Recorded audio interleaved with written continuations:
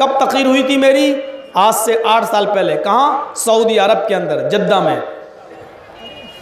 جو میں نے کہا تھا کھڑی مورتی اور پڑی مورتی، وہ اتنی آگ لگائی ہے کہ آج ایک لیپ ٹاپ والا مولوی بس اسی کو، کیونکہ آج پوری بریلویت سوچنے پہ مجبور ہے کہ مولوی نے بات تو صحیح کہی ہے. اب یہ بیچارے چھچوندر اور چوہے اچھل رہے ہیں. غلط. مولوی جرجیس نے مزار کو مورتی کہہ دیا، قبر کو مورتی کہہ دیا. کیا مولوی جرجیس کا باپ قبر میں جب دفن ہوگا، مر جائے گا، تو کیا مولوی جرجیس اپنے باپ کی قبر کو مورتی کہے گا؟ اور سن لو، یہ کیس چل چکا ہے میرے اوپر. میری قبر کو مورتی کہا، مولوی جرجیس کو سزا دو، اور فیصلہ میرے حق میں ہوا ہے. جج نے بھی کہا کہ بالکل صحیح کہا. ہندو جج کو عقل آ گئی، مسلمان کو عقل نہیں آ رہی ہے. اور جج نے جب ہم سے پوچھا کہ آپ نے قبر کو مورتی کیوں کہا، آپ نے کیوں کسی کی دل کی بھاؤنا کو بھڑکایا، تو میں نے کہا صاحب اس میں بھڑکانے کی کیا بات ہے؟ میں نے تو قبر کو مورتی نہیں کہا، میں نے کہا ہندو کھڑی مورتی کی پوجا کرتا ہے، مسلمان پڑی مورتی کی کرتا ہے. میں نے یہ کہا صاحب. تو پھر اس کا وکیل کہتا ہے دیکھو قبر کو پڑی مورتی کہا. میں نے کہا کام تو ایک ہی ہو رہا ہے نا جج صاحب. ہندو چنری چڑھاتا ہے، اب میں نے بھڑکایا جج کو. میں نے کہا ہندو مورتی چنری چڑھاتا ہے، یہ مسلمان کہتے ہیں کہ ہندو کافر ہے، یہ جہنمی ہے، اور مسلمان چادر چڑھاتا ہے تو کہتا ہے کہ ہم جنتی ہیں. آپ بتائیے کام تو ایک ہی ہو رہا ہے. ایک جنت میں جائے اور ایک جہنم میں، ایک سورگ میں ایک نرک میں، یہ کیسے ہو سکتا ہے؟ جج بھی سن رہا ہے. ہاں. میں نے کہا ہندو چنری چڑھاتا ہے، مسلمان چادر چڑھا رہا ہے. ہندو پھول اور کی مالا ڈالتا ہے، مسلمان بھی مزار پہ پھول برساتے ہیں. ہندو کھانے پینے کی چیز چڑھاتا ہے تو کہتا ہے پرساد، مسلمان بھی اس پہ کھانے پینے کی چیز چڑھاتا ہے تو کہتا ہے تبرک. ہندو بھی اس مورتی کو دھوتا ہے اور اس کا پانی پیتا ہے، کہتا ہے کہ گنگا جل سے اچھا. مسلمان بھی اور اس کے موقع پر قبر دھوتا ہے تو اس کا پانی، مزار کا پانی بھر لیتا ہے اور کہتا ہے کہ اس سے تو ہمارے پاپ مٹ جائیں گے، گناہ مٹ جائیں گے، زمزم بھی اس کے آگے کچھ نہیں. ہم نے کہا جج صاحب جو کام اس مورتی پہ ہو رہے ہیں وہی اس پہ ہو رہے ہیں. فرق اتنا ہے کہ یہ شنکر جی ہے، یہ خواجہ غریب نواز ہے. یہ شنکر کی مورتی ہے، یہ ان کی مورتی ہے. دیکھو پھر کہہ رہا ہے مورتی. جج نے کہا بھائی غلط کیا ہے اس میں، کیا آبجیکشن ہے؟ آپ اپنے آپ کو جنتی کہہ رہے ہیں، پھر ان لوگوں کو جہنمی کیوں کہتے ہیں؟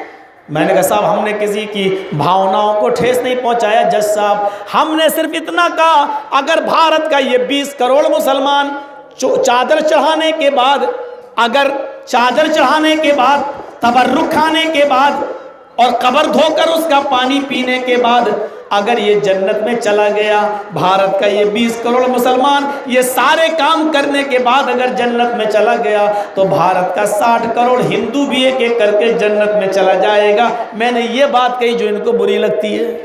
جج نے کہا مقدمہ خارج، ہٹ، کچھ نہیں ہے اس میں دم، بک، چل جاؤ یہاں سے. اور جانتے وہ اپنے نبیوں کی قبروں کو سجدہ کر رہے ہیں تو اللہ کے رسول نے کیا کہا تھا؟ اے اللہ، اے اللہ کی لعنت ہو اللہ کی یہود و نصارہ پر جنہوں نے اپنے اپنے نبیوں کی قبروں کو سجدہ گاہ بنا لیا. اور اپنی قبر کے بارے میں کیا کہا تھا؟ اللہم لا تجعل قبری وثنا یعبد. اے اللہ میرے مرنے کے بعد میری قبر کو بت مت بنا دینا. کیا رسول کی قبر بھی بت بن سکتی تھی؟ مطلب کیا تھا؟ مجھے میری قبر میں دفن کر دیا جائے اور میری قبر پہ بھی چادر چڑھنے لگے، پھول چڑھنے لگے، ہار چڑھنے لگے، مالائیں چڑھنے لگے تو وہ بھی بت بن جائے گی. تو آئے اللہ میرے انتقال کے بعد میری قبر کو بت نہ بنا دینا. پتہ چلا کہ جس قبر پہ ہار چڑھنے لگے، پھول چڑھنے لگے، مالائیں چڑھنے لگے، وہ قبر بت ہو جاتی ہے، مورتی ہو جاتی ہے. مولوی جرجیس نے بالکل صحیح کہا، یہ کھڑی مورتی ہے، پڑی مورتی. آئے چنی ہارڈ کے لوگوں اور آئیکن یار سے وابستہ لوگوں، اگر تمہیں بھی قسمت آزمانے کا شوق ہے تو کٹیہار میں بھی ایک مقدمہ درج کر کے دیکھ لو میرے اوپر، ہارو گے، اللہ کی قسم ہارو گے، کیس میں دم نہیں ہے تمہارے۔ مسلمان بھی مورتی کی پوجا کر رہا ہے، ہر وہ قبر جس پہ ہار و پھول چڑھیں مولوی جرجیس کی نظر میں مورتی ہے۔ جاؤ، جو کہہ دیا میں نے، تمہیں توہین لگتی ہے لگتی رہے، اس سے بڑی توہین نہیں ہے جو ابھی 12 تاریخ کو تم نے جو ہنگامے کیے عید میلاد النبی کا جلوس نکالتے وقت۔ آپ کے علاقے میں، انڈیا ہی کی بات کر رہا ہوں میں، ایک کیک بنایا گیا تھا، کیک، اس کیک پر اوپر کریم سے محمد الرسول اللہ لکھا گیا تھا۔ جشن مناتے وقت عید میلاد النبی کا کیک بنایا، کیک پر محمد الرسول اللہ اوپر کریم سے لکھا، اور پھر اسی محمد الرسول اللہ کو چھری سے کاٹا گیا۔ محمد کی میم کو کاٹا، کھلایا، کھاؤ، ہے کو کاٹا، کھلاؤ، پھر میم کو کاٹا، پھر دال کو کاٹا، پھر رے کو کاٹا، پھر سین کو کاٹا، پھر واو کو کاٹا، پھر لام کو کاٹا، پھر الف کو کاٹا، پھر لام کو کاٹا، پھر لام کو کاٹا، پھر الف کو کاٹا، پھر اے کو، ایسے گوشتے گئے اور ایک ایک لفظ کاٹ کاٹ کے ہیپی برتھ ڈے یا رسول اللہ کہہ کے کھلاتے گئے۔ اے بھارت کے کٹر بریلویوں، جاؤ، میں نام لے کے کہتا ہوں، ٹنکے کی چوٹ پہ کہتا ہوں، تمہیں برا لگتا ہے، لگے گا برا، کیونکہ میں ہومیوپیتھک سے علاج نہیں کر رہا ہوں، آپریشن کر رہا ہوں تمہارا، سن کر کے نہیں، حالت ہوش میں کر رہا ہوں تاکہ تکلیف کا احساس ہو۔ میں چاہتا ہوں کہ تمہیں اس بات کا احساس ہو کہ تم نے کس شخصیت کی توہین کی، محمد الرسول اللہ کی۔ ایک ایک لفظ کاٹ کاٹ کے کھلا رہے ہو، ہیپی برتھ ڈے۔ صلح حدیبیہ کے موقع پر جب سہیل نے کہا تھا کہ رسول اللہ کا لفظ کاٹیے، میں قبول نہیں کرتا، آپ کو اللہ کا رسول میں مانتا ہی نہیں، اگر رسول مان لوں تو پھر جھگڑا کس بات کا ہے؟ اللہ کے نبی نے علی سے کہا تھا، اے علی، رسول اللہ کا لفظ کاٹ دو۔ حضرت علی نے منع کر دیا تھا، اے اللہ کے نبی، یہ کام مجھ سے مت کرائیے، اے اللہ کے نبی، اللہ نے آپ کو رسول بنا کر بھیجا ہے، ہمارے اندر اتنی طاقت نہیں ہے، ہمارے اندر اتنی جرت نہیں ہے کہ میں اس لفظ کو کاٹ سکوں جس کو اللہ نے آپ کو رسول بنا کر بھیجا، جو حق ہو اس کو میں کاٹ نہیں سکتا، اللہ کے نبی مجھ سے مت کٹوائیے۔ اللہ کے نبی کے سامنے حضرت علی رونے لگے، آپ نے وہ قلم خود لے لیا اور کہا، علی مجھے بتاؤ، تب آپ نے خود اپنے ہاتھ سے کاٹا تھا۔ جس لفظ کو حضرت علی جیسی شخصیت کاٹنا گوارا نہ کرے، مٹانا گوارا نہ کرے، اس لفظ کو تم نے بڑی آسانی سے چھریوں سے کاٹ کاٹ کے ایک دوسرے کو کھلا دیا۔ میرے بریلوی بھائیوں، عاشق رسول کا دم بھرنے والوں، عشق نبی کا دم بھرنے والوں، مجھے تو بتاؤ، میں ہندی تمہارے سمجھ میں آتی ہے، مجھے ہندی میں سمجھاؤ کہ مجھے توہین کس کو کہتے ہیں؟ یہی عشق تھا، یہی محبت تھی، یہی پیار ہے رسول سے کہ رسول اللہ کاٹ لکھو اور پھر اس کو کاٹ کاٹ کے دوسروں کو کیک کھلاؤ اور لفظ محمد رسول اللہ کو کھا جاؤ۔ یہی ایک ہندوؤں کو بھی عقل نہیں آ رہی، بیچارے مسلمان بھی اندھے ہو گئے۔ ایک بات، ایک مثال ذرا میں سمجھاتا ہوں آپ کو۔ بلی کے سامنے اگر چوہا آ جائے تو بلی اس پر حملہ کرتی ہے کہ نہیں کرتی ہے؟ دیکھیں چوہا ایک دم دوڑتی ہے، کیوں؟ اس کی غذا ہے۔ اور بلی 4-5 کتوں کے سامنے آ جائے تو کتے اس پہ اوپر دوڑ جاتے ہیں، کیوں؟ کتے چاہتے ہیں کہ ہماری غذا بن جائے۔ لیکن ایک پتھر کا چوہا بنا لو اور ایک پتھر کی بلی بنا لو، ایمانداری کے ساتھ بتائیے، پتھر کی بنی ہوئی، پتھر کا بنا ہوا چوہا، کیا بلی اس پر جھپٹے گی؟ زندہ بلی کیا اس کے اوپر جھپٹے گی؟ نہیں، کیونکہ وہ جانتی ہے کہ یہ میرے مطلب کا نہیں ہے، اس سے میرا کوئی مقصد ہی حل نہیں ہوگا۔ اور پتھر کی بلی بنا دو تو کیا کتے اس پر جھپٹیں گے؟ نہیں۔ بلیوں کو اتنی عقل ہے، کتوں کو اتنی عقل ہے کہ پتھر کی بنی ہوئی یہ مورتی پتھر کی بنی ہوئی یہ چیز ہمارے کام کی نہیں ہے، ہمیں فائدہ نہیں پہنچا سکتی ہے، لیکن یہ بیچارہ ہندو اپنے ہاتھ سے اسی پتھر کے بھگوان کو بناتا ہے، اپنے ہاتھ سے تیار کرتا ہے، اور اپنے ہاتھ سے بنانے کے بعد ہی ڈرتے ہو جاتا او بھگوان ماشاءاللہ، پھر اسی کے سامنے جھکتا ہے۔ تلسی داس جی نے کتنی اچھی بات کہی تھی، تلسی داس جی نے، کبیر داس جی نے کتنی اچھی بات کہی تھی، دنیا ایسی باولی کے پتھر پوجن جائے، دنیا ایسی باولی کے پتھر پوجن جائے، گھر کی چکیا کوئی نہ پوجے جس کا پیسا کھائے۔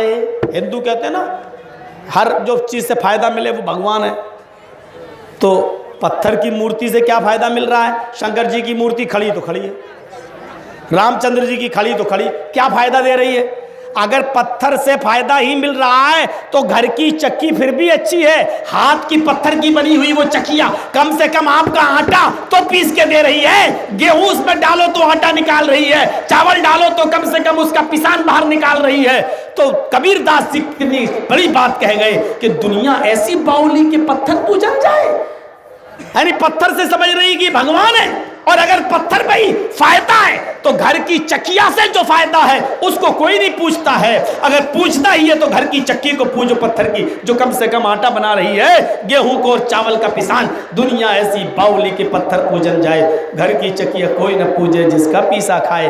میرے بھائیوں، کبیر داس جی بھی اتنی بڑی بات کہہ گئے، لیکن ہندو کبیر داس کو اپنا مانتے ہوئے بھی ان کی یہ بات نہیں مانتے، کہتے ہیں آستھا ہے۔ یہ آستھا بڑی عجیب چیز ہے، آستھا ہے، آستھا مطلب چلا آ رہا باپ دادا کے زمانے سے، دلیل نہیں ہے، چلا آ رہا، یہ ہوتی آستھا، اندھی آستھا، چلا آ رہا باپ دادا کے زمانے سے۔ یہ 100 پڑھے لکھوں کو میں سمجھا لوں گا، لیکن ایک جاہل کو نہیں سمجھا پاؤں گا، حقیقت ہے۔ بھائی پڑھے لکھوں سے سوال کرو آسمان میں کتنے ستارے ہیں، وہ کہے کہ پاگل ہو یار، حق۔ دوسرے پی ایچ ڈی سے پوچھو کتنے ستارے ہیں، پاگل کہیں۔ اور ایک جاہل سے پوچھو کتنے ستارے ہیں، وہ کہے گا 5 لاکھ ہیں، کیسے نہیں مانتا، گن کے آ چل، اس کو کون سمجھائے گا؟ جاہل سے سوال کرو آسمان میں کتنے ستارے، کہے گا 5 لاکھ، ہٹ تم کیسے، میں کہہ رہا ہوں نا نہیں ہے تو گن کے آ، سیدھا سا جواب۔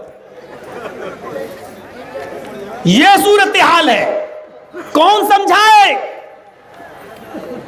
جس طرح یہ ہمارے ہندو بھائی اپنے ہاتھ سے مورتی بناتے ہیں پھر اسی کے سامنے جھکتے ہیں، ہمارے مسلمان بھائیوں کو بھی عبرت حاصل کرنا چاہیے۔ اپنے ہاتھ سے مردے کو نہلاتے ہو، اور مردہ کہنا بیکار ہے، اپنے ہاتھ سے بابا کو نہلاتے ہو، اپنے ہاتھ سے کفن پہناتے ہو، وہ جو تمہارا محتاج ہو گیا مرنے کے بعد، جو اپنے ہاتھ سے غسل نہیں کر سکتا ہے، جو اپنے ہاتھ سے کفن نہیں پہن سکتا ہے، جو اپنے ہاتھ سے چارپائی پہ نہیں چڑھ سکتا ہے، جو اپنے ہاتھ سے اٹھ نہیں سکتا، اپنے آپ سے قبر میں جا نہیں سکتا، جو چارپائی پر اپنے آپ لیٹ نہیں سکتا، جو تمہارے 4 آدمیوں کے کاندھے کا محتاج ہے، پھر قبر میں اب تمہارے بنا اتر نہیں سکتا، اتارنے کے بعد مٹی بھی تمہارے بنا نہیں دی جا سکتی ہے، سب کچھ کرنے کے بعد دعا بھی اس کے لیے کر رہے ہو کہ اللہ مرنے والے کے گناہوں کو معاف فرما دے، جو مرنے کے بعد تمہاری دعاؤں کا محتاج ہو، پھر فوراً دوسرے اور تیسرے دن وہ بیٹا بیٹی دینے کی چھمتا اور طاقت اس کے اندر کہاں سے آ جاتی ہے؟ اے بھارت کے بریلویوں، مجھے بتاؤ، مجھے ہندی میں سمجھاؤ، جو تمہارا اتنا بڑا محتاج تھا پھر وہ کیسے تمہیں بیٹا اور بیٹی دینے پہ قادر ہو گیا؟ پھر وہ کیسے تمہیں بیٹا اور بیٹی دینے پر قدرت رکھنے والا بن گیا؟ جس طریقے سے ہندو بھائی ہم نے مثال دی ہے، کتے اور بلیوں میں پھر بھی عقل ہے، وہ پتھر کی مورتیوں پر حملے نہیں کرتے کیونکہ وہ جانتی ہیں کہ یہ ہمارے کام کے نہیں ہیں، وہ زندہ کا شکار کرتے ہیں۔ میرے ہندو بھائیوں، تم غور کرو کہ پتھر کی مورتی اگر تمہارے یہاں جائز ہوتی اس کی پوجا، تو پوجا کرتے وقت آنکھ بند کرنے کا آرڈر نہ ہوتا، तुम्हारी किताबें कहती हैं, एक पंडित उठ के बता दे, पूरे भारत के सारे पंडितों को चैलेंज देता हूं, एक पंडित मुझे बता दे कि मूर्ति पूजा वेदों के कौन सी अध्याय में आई है, कौन से मंत्र में आई है, कौन से श्लोक में आई है, और हमसे ले ले, हमसे दलील ले ले कि मूर्ति पूजा का खंडन किया वेदों ने। न तस्य प्रतिमास, उस ईश्वर की कोई प्रतिमा नहीं है, उस ईश्वर की कोई मूर्ति नहीं है, उसका कोई स्टेच्यू नहीं है। ओम निराकारम मस्त नेह आकारम मस्त, वो निराकार है, उसका कोई आकार नहीं है, उसका कोई मुजस्सिमा और स्टेच्यू बना ही नहीं सकता है। लैसा कमिस्लिही शैउन, अल्लाह के मिसल कोई चीज नहीं है, अल्लाह के मिसल कोई चीज नहीं है। ने पितास्ति ने पुत्रमस्त, वो न किसी का बाप है, न उसका कोई बेटा है। ने पत्नीअस्त, उसकी कोई पत्नी भी नहीं है। हो अल्लाहु अहद अल्लाहु समद लम यलिद वलम यूलद, वो अल्लाह एक है, वो बेनियाज है, उसको किसी की जरूरत नहीं है। लम यलिद वलम यूलद, उसका न कोई बेटा है, वलम यूलद, न उसका कोई बेटा है, न वो किसी का बेटा है, न उसका कोई बेटा है, न उसकी कोई बीवी है। He is alone. He has no father and he has no mother, no brother and no sister. वो अल्लाह अकेला है, उसका ना कोई बाप है, ना माँ है, ना भाई है, ना बहन है। बाइबल भी यही कह रही है, उसका and he has no wife, और उसकी कोई पत्नी और उसकी कोई बीवी भी नहीं है। आई ईसाइयों, ये किताब तुम्हारी है और कह रही है, इसके बावजूद तुम ईसा को अल्लाह का बेटा कहते हो, इसके बावजूद तुम सन ऑफ गॉड कहते हो। मुझे बताओ तो सही, कहां चले गए? अल्लाह वो है जो सर्वोपरि है और सर्वशक्तिमान है, क्रिएटर ऑफ यूनिवर्स है। उस अल्लाह की इबादत करो जो शादी के बाद बेटा बेटी पैदा करने पे कादिर है। तो मियाँ और बीवी शादी से पहले, निकाह से पहले भी वो बेटा और बेटी देने पे कादिर है। वो हजरत आदम और हव्वा को, आदम को बगैर बाप के और बगैर माँ के पैदा करने पर कादिर है, तो हजरत हव्वा को आदम की पिसली से बनाने पर कादिर है। वो अल्लाह हमें और आपको माँ बाप के बगैर नहीं देता है, माँ बाप की जरूरत पड़ती है तब हम आप वजूद में आते हैं। लेकिन वो अल्लाह इस बात पर भी कादिर है कि जब ईसा को पैदा करना चाहा तो उनको बगैर बाप के पैदा करके दिखा दिया। मरियम के पेट से, मरियम के शौहर के बिना मरियम को बेटा दे दिया। वो इस बात पर भी कादिर है, मांगो उससे दामन उसके सामने फैलाओ जो हर चीज पर कादिर है। उससे नहीं मांगा जाता है जो जिंदगी में कभी भी कभी किसी के सामने मोहताज रहा हो। यही तौहीद है। और रिसालत का भी सही तसव्वुर अगर पेश किया है तो इस्लाम ही पेश कर सका है। दुनिया के अंदर सारे लोगों ने तो भगवान मान लिया। हिंदुओं ने राम को, कृष्ण को, सिखों ने गुरु नानक को, बुद्धों ने गौतम बुद्ध को, जैनियों ने महावीर जी को, ईसाइयों ने सन ऑफ गॉड अल्लाह का बेटा ईसा को मान लिया। इस्लाम एक ऐसा दीन है जिसने मोहम्मद रसूलुल्लाह को भगवान और बेटे से बहुत दूर रखा है। न मोहम्मद अल्लाह के बेटे हैं और न मोहम्मद अल्लाह है, न अल्लाह के बेटे हैं, न भगवान है, न भगवान है। क्या है? ला तुतरूनी कमा तरतिन नसारा। आए मेरे सहाबियों, मुझे हद से आगे मत बढ़ाना। जैसे यहूद और नसारा ने अपने अपने नबियों को आगे बढ़ा दिया, अल्लाह का बेटा बेटी बेटा कहना शुरू कर दिया। मैं सिर्फ अल्लाह का बंदा और उसका रसूल हूँ। अना अब्दुल्लाहि व रसूलु फक़ूलु अब्दुल्लाहि व रसूलु। आए मेरे सहाबियों, मैं अल्लाह का बंदा और उसका रसूल हूँ, बस तो मुझे अल्लाह का बंदा और उसका रसूल कहना, इसके अलावा कुछ नहीं। और लोग तो अपने सामने झुकाते, मेरे मोबाइल में मौजूद है, मेरे मोबाइल में पीर साहब अपने मुरीदों को अपने सामने झुकवा रहे हैं और जो सजदा कर रहा है उसको आशीर्वाद दे रहे हैं। और बाद में जब सब आशीर्वाद दे चुके हैं तो ये पीर भी उठता है और इतना अच्छा डांस करता है कि कोई रंडी भी नहीं कर पाएगी। रंडी को फेल कर दिया, इतना अच्छा डांस किया इस पीर ने। ये इस्लाम का मजाक उड़ा के रखा गया है। मेरे मोबाइल में मौजूद है, डांस भी हो रहा है, गाना भी गाया, सजदे भी हो रहे हैं उसके सामने, सजदे भी हो रहे हैं وہاں ایک صحابی حضرت معاذ ابن جبل ہیں، ملک شام سے تشریف لاتے ہیں۔ ملک شام کے اندر یہودیوں کو اور عیسائیوں کو اپنے بادشاہ کے سامنے سجدہ کرتے ہوئے دیکھتے ہیں۔ وہ اللہ کے نبی کی خدمت میں مدینے میں حاضر ہوتے ہیں۔ اے اللہ کے نبی، میں ہیرا سے آیا ہوں، میں ملک شام سے آیا ہوں، میں نے ملک شام کے عیسائیوں کو یہودیوں کو دیکھا ہے، وہ اپنے بادشاہ کو سجدہ کر رہے ہیں۔ آپ تو اللہ کے نبی ہیں، آپ تو زیادہ حق رکھتے ہیں کہ آپ کو سجدہ کیا جائے۔ اے اللہ کے رسول، جب بادشاہوں کو یہودی اور عیسائی سجدہ کر سکتے ہیں تو میں اللہ کے رسول کو سجدہ کیوں نہ کروں؟ اے اللہ کے نبی، مجھے اجازت دیجئے کہ میں آپ کو سجدہ کروں۔ اے اللہ کے رسول، مجھے اجازت دیجئے کہ میں آپ کو سجدہ کروں۔ اللہ کے نبی صلی اللہ علیہ وسلم کی آنکھوں میں آنسو آ گئے۔ آپ نے سجدے کی اجازت تو نہیں دی، لیکن ایک سوال کر لیا۔ آپ نے کہا لَوْ مَرَرْتَ بِقَبْرِي أَتَسْجُدُ لَهُ؟ اے معاذ، اگر میں مر جاؤں، اگر میرا انتقال ہو جائے اور میں قبر میں دفن ہو جاؤں تو کیا تم میری قبر کے پاس سے گزرو گے تو سجدہ کرو گے؟ جیسے یہودی موسیٰ کو کرتے ہیں، عیسائی عیسیٰ کو کرتے ہیں، اگر تم میری قبر کے پاس سے گزرو گے تو کیا سجدہ کرو گے؟ صحابی کہتے ہیں نہیں۔ آپ نے کہا فَلَا تَفْعَلُوا، ایسا کرنا بھی نہیں۔ جانتے ہو انتقال کے بعد کی خبر کیوں دی؟ زندگی میں تو میں تمہیں روک لوں گا، میں سجدہ نہیں کرنے دوں گا، ابھی میں زندہ ہوں، اور جب میں زندہ ہوں تو میں کسی کو اپنے سامنے جھکنے نہیں دوں گا۔ فکر ہوئی تو انتقال کے بعد کی ہو گئی۔ ایسا نہ ہو کہ میرے انتقال کے بعد جیسے موسیٰ کی قبروں پہ سجدے ہونے لگے، عیسیٰ کی قبروں پہ سجدے ہونے لگے، یہ زندگی میں مجھ سے سجدے کی اجازت مانگ رہے ہیں، ہو سکتا ہے زندگی میں میں نہ دوں تو یہ میرے انتقال کے بعد میری قبر پہ سجدہ کرنے لگے۔ تو آپ نے اس لیے روک دیا اور اپنے انتقال کے بارے میں مسئلہ اٹھا دیا، کیا تم میری قبر کے پاس سے گزرو گے تو سجدہ کرو گے؟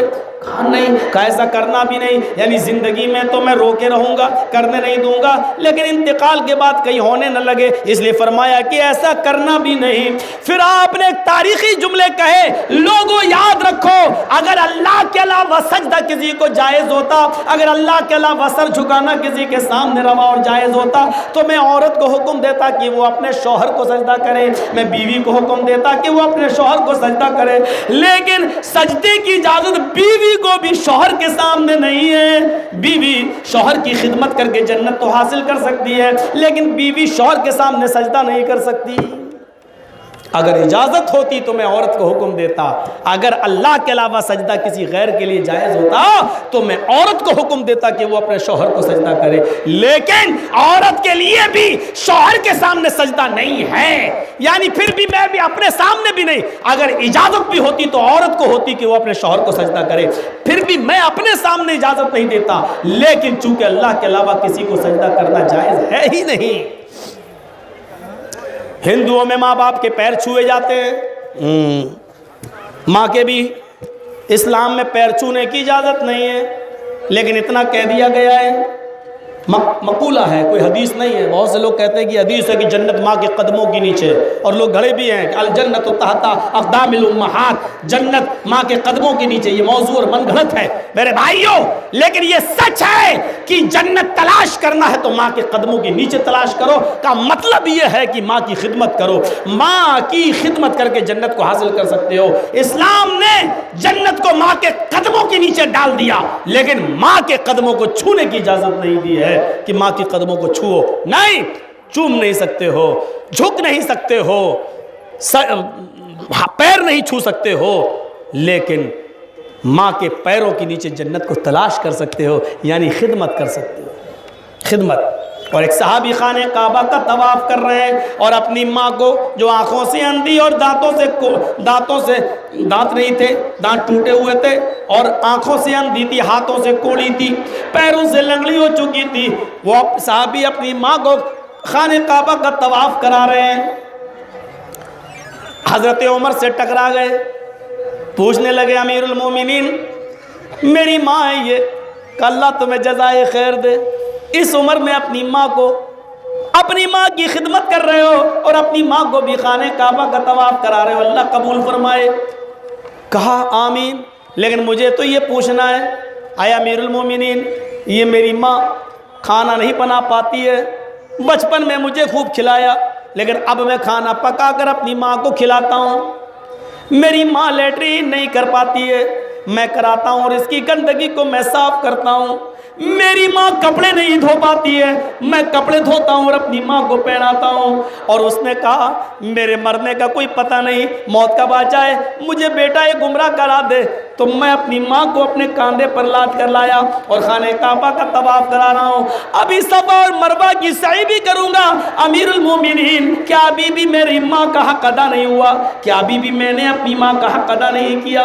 حضرت عمر نے جب یہ سنا تو فرمایا تم اپنی ماں کے حق کی بات کرتے ہو، تمہاری ماں جب تمہیں پیدا کر رہی تھی، تمہاری ماں جب تمہیں جن رہی تھی، تمہاری ماں جب تمہیں اپنے پیٹ سے باہر نکال رہی تھی، اس وقت اس کو جو درد ہو رہا تھا، اس وقت اس کو جو تکلیف ہو رہی تھی، اور اس نے تکلیف کے لہجے میں پہلی جو آہ نکالی تھی، پہلی جو چیخ نکالی تھی، آہ، پہلی جو آواز اس نے نکالی تھی، آہ، ابھی تو نے اپنی ماں کی اس پہلی چیخ کا بھی حق ادا نہیں کیا، ابھی تو نے اپنی ماں کی اس پہلی آواز کا بھی حق ادا نہیں کیا۔ نوجوانوں کہاں ہو